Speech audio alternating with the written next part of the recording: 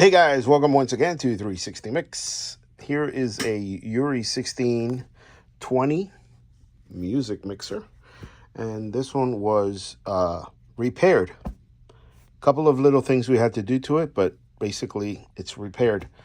If you've never seen the inside of this, let me show you. I know you guys like these videos where I tell you like what does what inside. So let's start by the power section. Basically, your power comes in through the cable. It goes into the transformer. There's a fuse here and your voltage selection switching. You have your power supply section here, which is your regulators and your filter caps. Then you have your amplifier section for the master outs.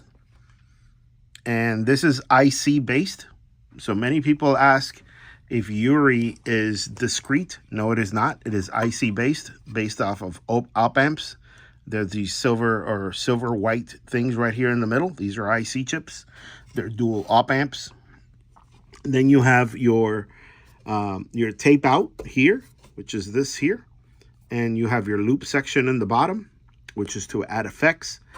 And other misconceptions that people say, oh, I like both. I like UREI because it's XLR. Yes, it is XLR. And the way they do that is they grab the output, which is your left and right, and then they run it through your through one of these. So this is, let's say, left and right. They run it through the transformer, which is a 600 to 600, and then from there they'll go into the three legs. So your hot, your cold, and your negative for your XLRs comes out of one and then the other one. So that's how they're achieving the XLRs. Bozak does not do that, but that could be added to a Bozak if you wanted to. That just warms up the sound a little bit. It changes the color of the sound, but that's okay. If you like those type of things, that's fine. So we continue looking. We have your summing amplifier here on this side. Your summing resistors on the bottom.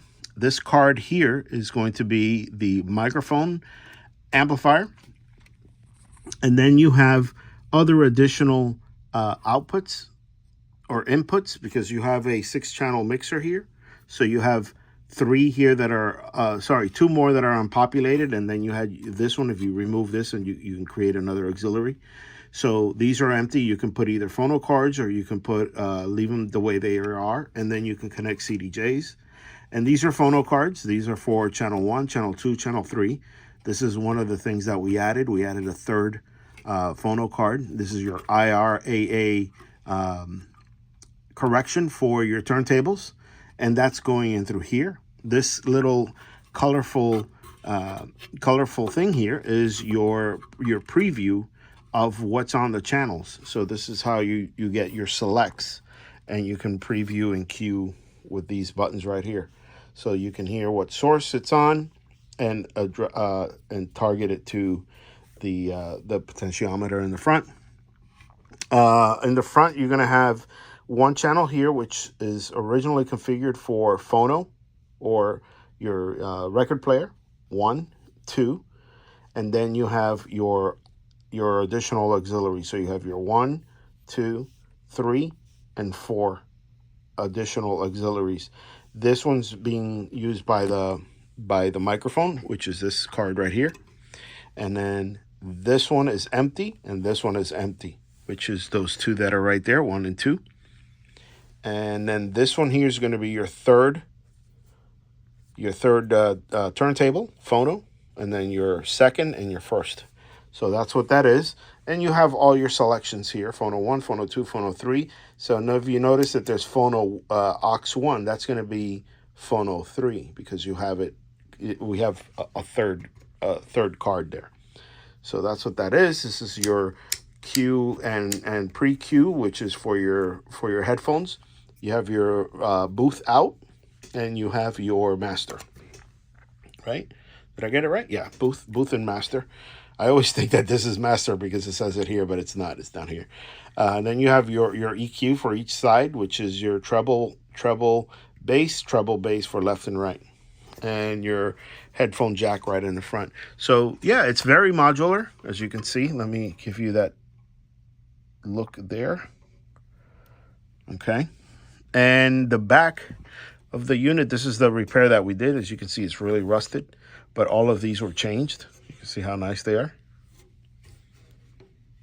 And these were changed as well, which is your loops and your tape out, and then your effects here on the bottom. Sorry, your booth and your effects here in case you want to add an effects, and your RCA, your XLRs in and out, and your RCAs in and out. Sorry, outs. These are outs.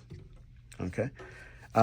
So yeah, the unit, this unit was in service for a while, and somebody painted the bottom white.